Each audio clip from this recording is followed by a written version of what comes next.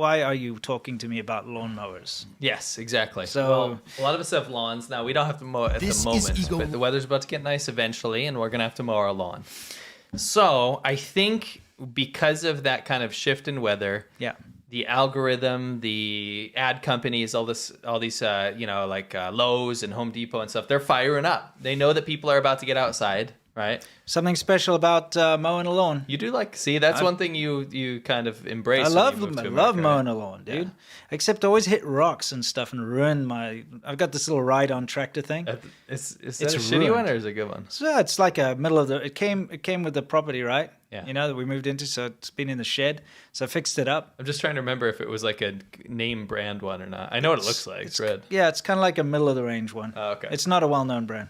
But yeah, I enjoy it. It's not Chinese. No. Okay. No. That was my segue. Okay. But you get to go out there, you drink a beer, you mow it's fun. Bro, everyone out there, broman, do not think that this is an ad for a lawnmower, by the way. What I was trying to say is that all these companies are gearing up for the weather change. Okay, and so what is this ego? So this is popping up all over my feed. Technology and innovation create power beyond belief. Lower the audio on that. We don't even. And this.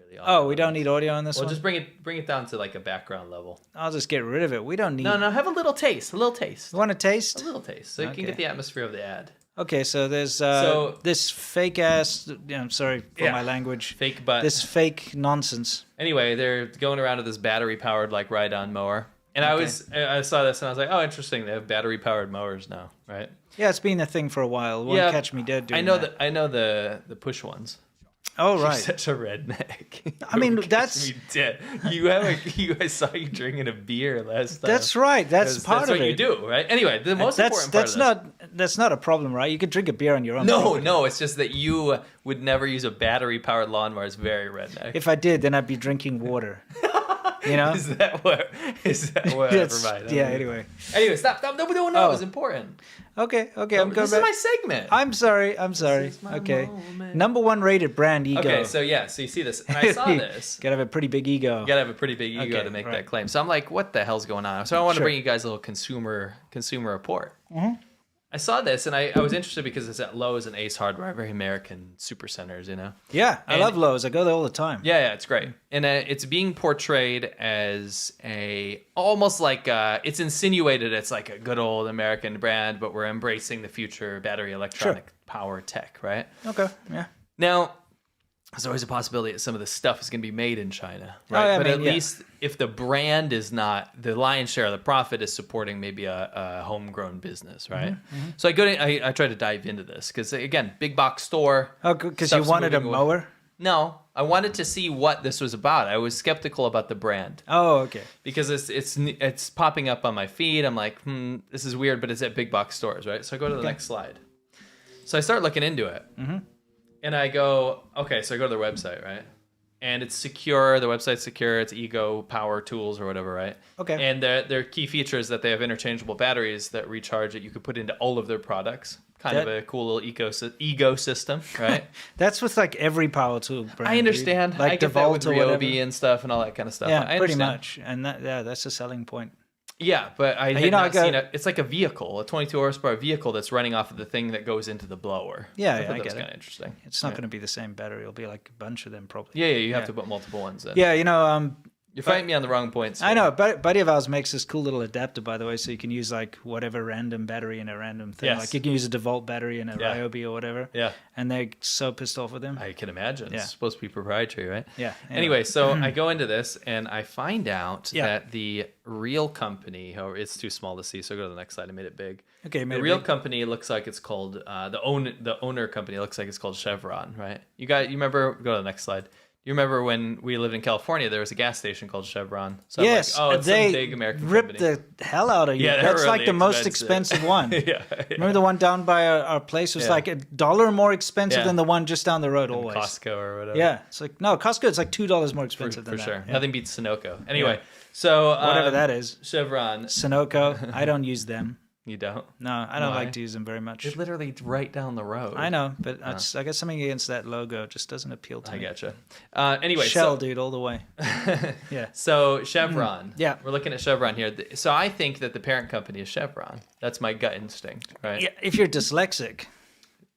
Sure. I guess middle of the word lexic. Okay, Anyway, yeah. go to the next slide. All right. Then I find out that the parent company is actually not called Chevron. It's called Shervon. Yes, it's just that's so what I'm you saying. literally just flip-flop 2 letters. Not the whole thing, Yeah, just the middle two, the least important ones. It is very disingenuous, and they've done that on purpose. Yes. So I'm like, wait a minute. This is sus. Right. Sus AF. Yeah. So I start digging a little deeper.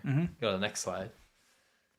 And I pull this up and I go, let me look at their parent company's website. That'll be more important to see who owns Okay, this like brand, Shervon, right? eh? Yeah, Shervon. So can you pause it there? Yeah. So the key feature on the top there, did you notice that this website is not secure? Oh, yeah, it's not secure, and it's like global.shervon.org Yeah. or something. So I'm like, okay, that's a first sus thing. Yeah. And I go to the bottom. Whoop, whoop, whoop. Guess what? Not only is this brand, right, made in China, which is that's a whole different kettle of fish. But the brand is Chinese. Yeah. It just is a Chinese brand. Sure. Right? It's a mainland Chinese brand.